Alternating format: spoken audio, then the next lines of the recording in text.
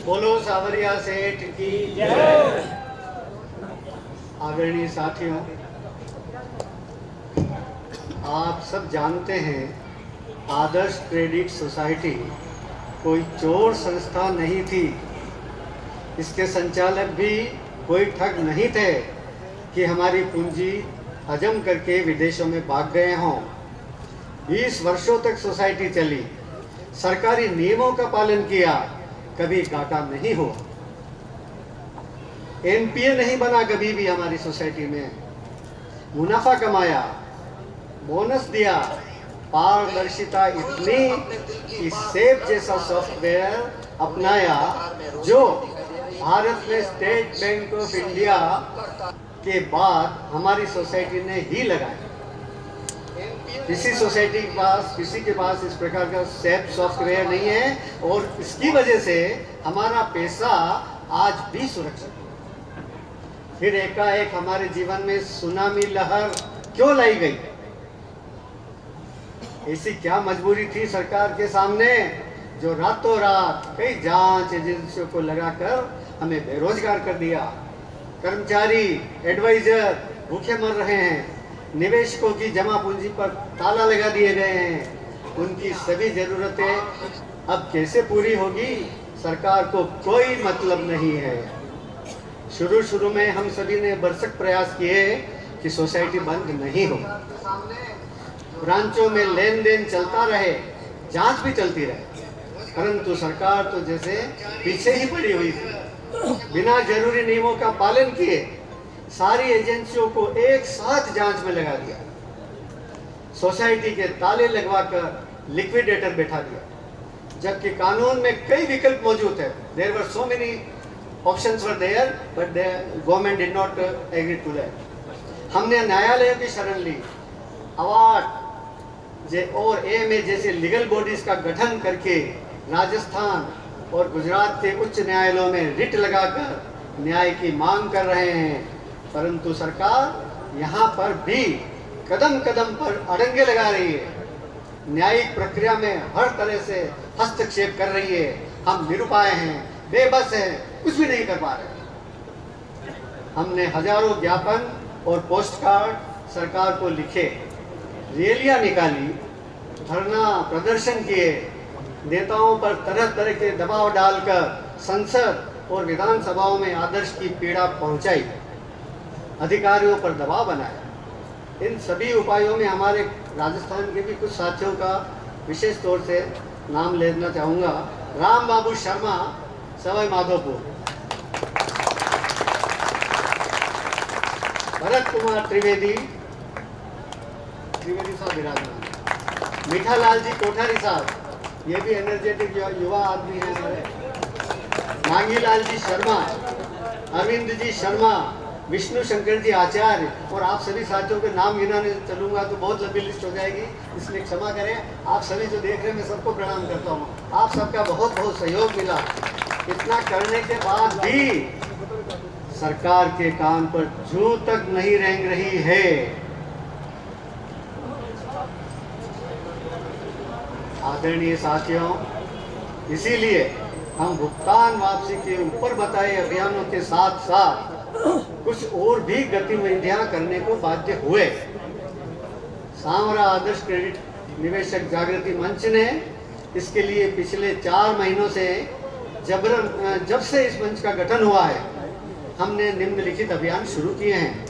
Post card अभियान, इसके अंतर्गत हम भारत के प्रधानमंत्री, गृह मंत्री, सहकारिता मंत्री, चुनावी राज्यों के, जिन राज्यों में 5 जगह चुनाव हुए थे, वहाँ सत्तारूढ़ दल थे, उनको, विपक्षी दलों को भी लिखते आए हैं कि हमारा भुगतान दिलाया जाए, सोसाइटी वापस चालू की जाए, और जब तक हमें भुगतान नहीं मिलेगा हम किसी भी चुनाव में हिस्सा नहीं लेंगे।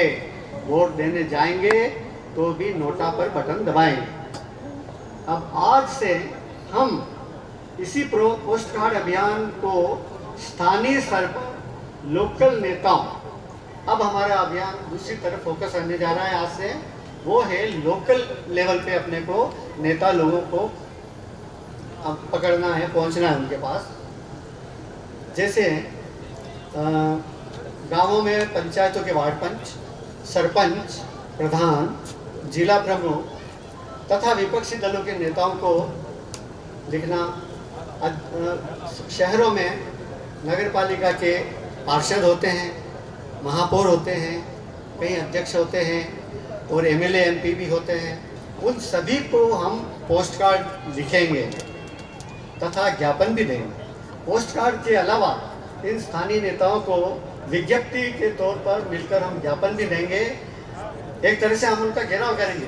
जैसे उदयपुर में है तो मैं उनके घर जाऊंगा अपनी टीम लेके कि भाई आपको हमारी बात सुननी है, अपने उच्च नेताओं को पहुंचानी है, वरना हमारा कोई सहयोग आपको नहीं मिलने वाला। पोस्ट कार्ड में क्या मैटर लिखना है तथा ज्ञापन में क्या मैटर लिखना है, यह आपको कुटुंब ऐप में आज मिल जाएगा और यह सिलसिला लगातार जारी रहेगा जब तक कि भुगतान का आदेश नहीं मिल जाएगा।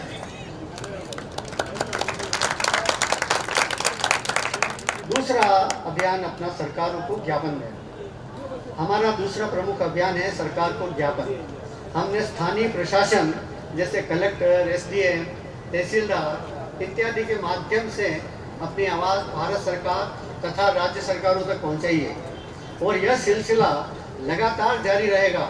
इसका मैटर भी कुटुंब ऐप पर मौजूद है, उसका आप प्रयोग करेंगे।